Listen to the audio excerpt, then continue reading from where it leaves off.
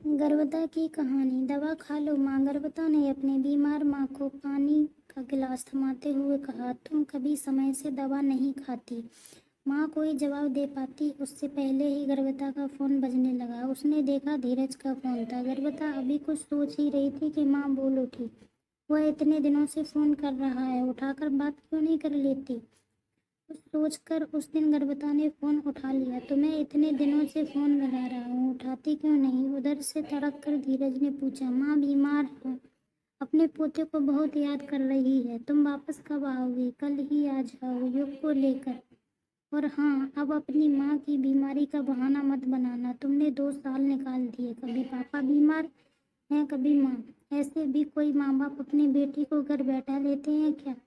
मेरा बेटा भी मुझे ठीक से नहीं जानता, मुझे कुछ नहीं सुनना, कल के कल ही आ जाओ, कहकर धीरज ने फोन काट दिया। न सलाम न किसी का हालचाल ही पूछा। गर्भवता न कुछ बोल सकी और न उसने बोलने का मौका दिया। बस एक हुक्म सा सुनाकर फोन काट दिया। गर्भवता ने आंगन में खेलते हुए युग की तरफ देखा तो पुरानी सब यादें ताज़ा हो गईं। धीरज का फोन जैसे उसके पुराने जख्मों को हरा कर गया। उसे वह दिन याद आ गया जब शादी 7 साल बाद उसे और धीरज को पता चला था कि वे माता पिता बनने वाले हैं। वे दोनों बेहद खुश थे।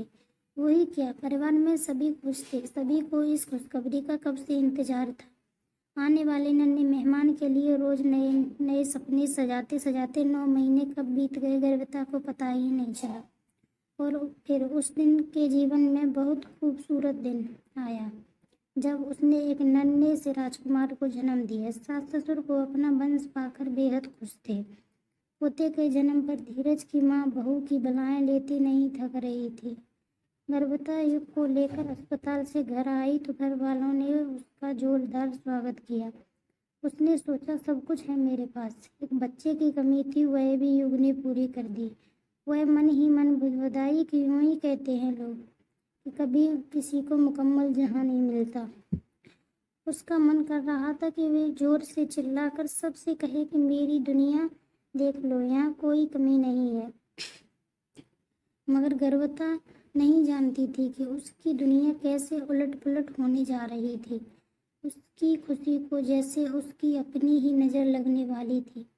अभी युग को पैदा हुए 1 हफ्ता ही हुआ था कि गर्भवता को धीरज का व्यवहार कुछ बदला बदला सा लगने लगा।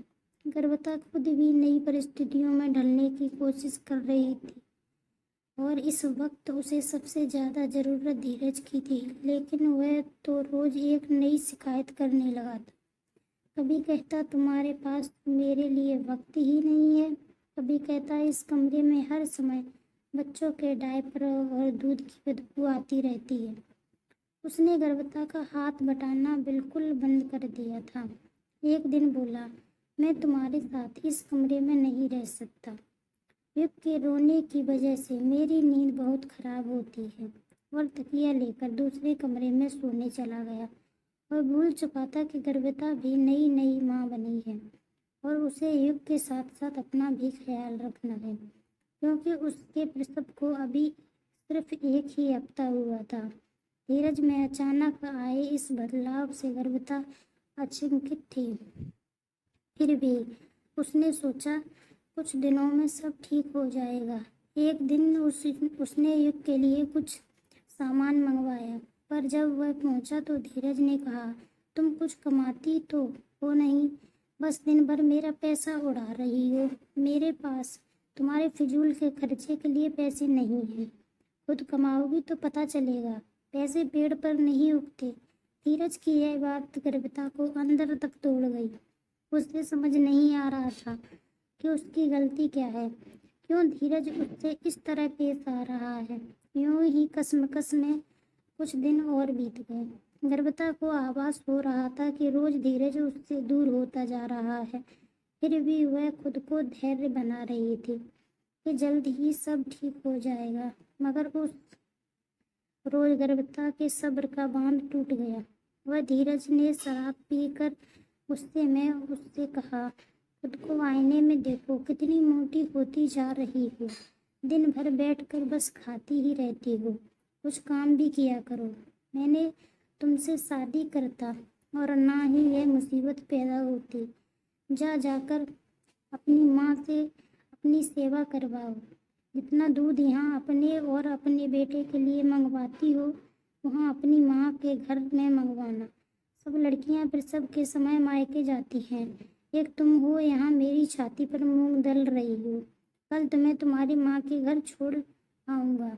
जब 6 महीने का हो जाए तो लौट आना।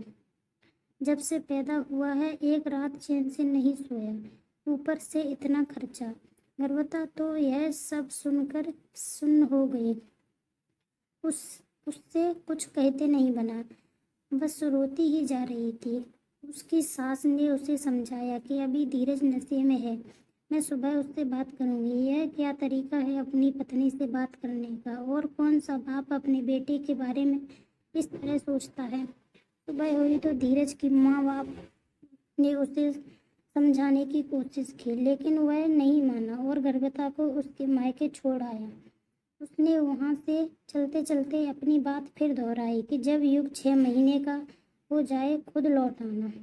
यह कहकर चला तो गया, लेकिन उसे इस बात का जरा भी एहसास नहीं हुआ कि वह जिसे अपने घर से लेकर चला गया था और जिस गर्भता को छोड़कर जा रहा है वह तो अलग गर्भता थी। ससुराल से मायके तक आते आते गर्भता ने कभी न लौटने का निश्चय किया। उसने सोच लिया था कि वह अपने पैरों पर खड़ी होगी और अपने बेटे को खुद अकेले पालेगी। साथ ही यह भी ने सोच लिया कि बेटे को ऐसी घटिया सोच वाले बाप की ज़रूरत नहीं है। मायके आकर गर्भता ने अपने माता पिता को सारी बात बताई तो उन्होंने भी उसका पूरा साथ देने का वादा किया। अब उसे युग की चिंता नहीं थी, क्योंकि उसकी देखभाल करने के लिए उसके नानी जो थी। गर्भता ने कुछ दिनों में कुछ तो समेटा। धीरज से शादी करके बहू भूल गई थी कि उसने MBA किया है। वह जानती थी कि इतने लंबे समय के बाद उसे कोई नौकरी तो नहीं मिलेगी, इसलिए उसने अपना खुद का काम करने का मन निश्चय कर लिया। उसने सोच लिया था कि वह अपने पैरों पर खड़ी होगी और अपने बेटे को खुद अकेले पालेगी। साथ ही यह भी कि उसके बेटे को ऐसी घटिया उसे अपनी एक सहेली का ख्याल आया जो कैलिफोर्निया में इंडियन स्टोर चलाती थी और कई बार गर्भता को बता चुकी थी कि वहाँ हिंदुस्तानी चीज़ों की कितनी मांग है। उसने अपनी सहेली को फ़ोन लगाया और उससे बात करने की। वह हिंदुस्तान से उसे हस्तशिल्प और हथकरघा का सामान भेजेगी, जिसे वह सीधे कारीगरों से खरीदेगी ताकि उनकी बनाई हुई चीज़ें सीधी विदेश भेजी जाएं और उन्हें भी अच्छा मुनाफा हो। गर्भता की सहेली को उसकी बात पसंद आई और उसने मदद का वादा किया। धीरे धीरे गर्भता का काम चल निकला। दूसरे शहरों और विदेशों में भी उसके सामान की मांग होने लगी। ज़्यादा फायदा होने के कारण काफ़ी कारीगर उसके साथ जुड़ गए थे। अब वह अपना एक एक्सपोर्ट हाउस शुरू करने जा रही थी। इन सालों में गर्भता को धीरज का ख्याल तो कई बार आया, लेकिन वह कभी यह फैसला नहीं कर सकी कि उसे उस रिश्ते का करना क्या है। कभी कभी सोचती थी कि कहीं वह युग के साथ अन्याय तो नहीं कर रही है। आखिर एक बच्चे को माँ बाप दोनों की ज़रूरत होती है। आज धीरज का बर्ताव देखकर वह फैसला करने ही जा रही थी कि पापा ने आवाज़ लगाई, बेटा बावर्ची ने खाना परोस दिया, आ जाओ। पापा की आवाज़ जैसे उसे वर्तमान में वापस खींच लाई। उसने नज़र उठाकर देखा तो नन्हा युग अपने नाना के कंधे पर बेसुध सो रहा था। उसे देखकर वह उठी, उसके सिर पर हाथ फेरकर मन ही मन बोली कि इसे उस घटिया बाप की ज़रूरत नहीं है। इसके पास मेरे पापा हैं, जिन्होंने मुझे इस लायक बनाया कि आज मैं अपने पैरों पर खड़ी हूँ। अगले दिन सुबह अपनी अलमारी से कुछ कागज़ निकालकर गर्भता जींस टॉप और पेंसिल हील पहनकर धीरज के घर पहुंची तो वह उसे देखकर चकित रह गया। फिर भी वो खुद को संभाल कर कड़क कड़क आवाज में बोला, अकेली आई हो? मेरा बेटा कहाँ है?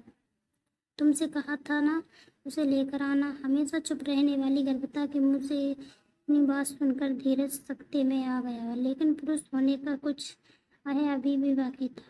तो उसने अपना तुरुप का पत्ता निकाला। ठीक है, अगर तुम्हें इतनी शिकायतें हैं तो मैं तलाक के कागज बनवाकर तुम्हारे घर भिजवा दूंगा, दस्तखत कर देना।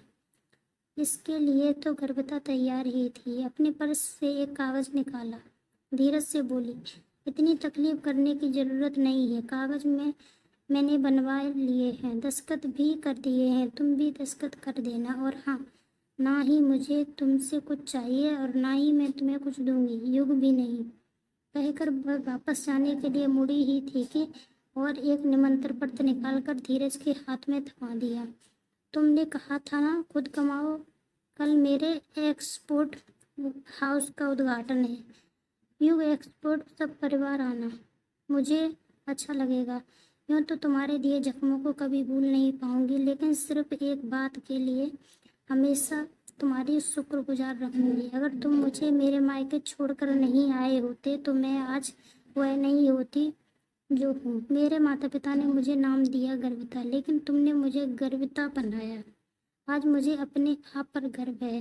कहकर गर्विता पलटकर बाहर निकल गई। धीरज अपना सिर पकड़कर वहीं बैठा रह गया। उसकी माँ ने उसके सिर पर हाथ फेरते हुए कहा, जो बोया पेड़ बबूल का तो फूल कहाँ से हुए। दोस्तों, अगर ये मेरी वीडियो अच्छी लगी तो लाइक शेयर कमेंट करें।